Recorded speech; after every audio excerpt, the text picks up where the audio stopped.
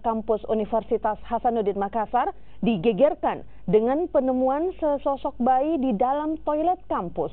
Bayi dalam kondisi hidup ditemukan tenaga kebersihan saat sedang berlangsung ujian SBMPTN.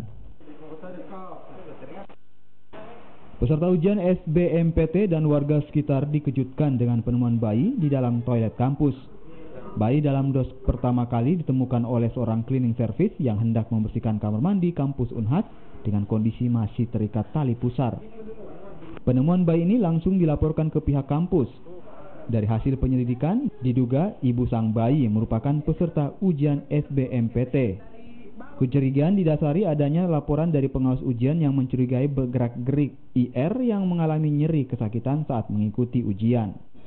Awalnya dia mengeluh sebenarnya sakit gitu. Dia mengeluh sakit, kemudian dia ke toilet dan didampingi oleh pengawas, dan belakangan gitu setelah dia beberapa lama di toilet itu ternyata diketahui bahwa dia ternyata melahirkan gitu.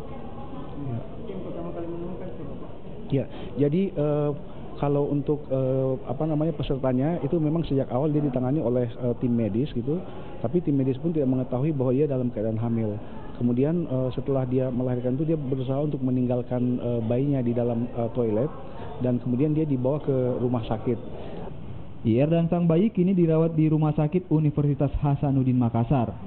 Kejadian ini juga telah dilaporkan ke polisi untuk dilakukan penyelidikan lebih lanjut. Rama Pratama, Kompas TV.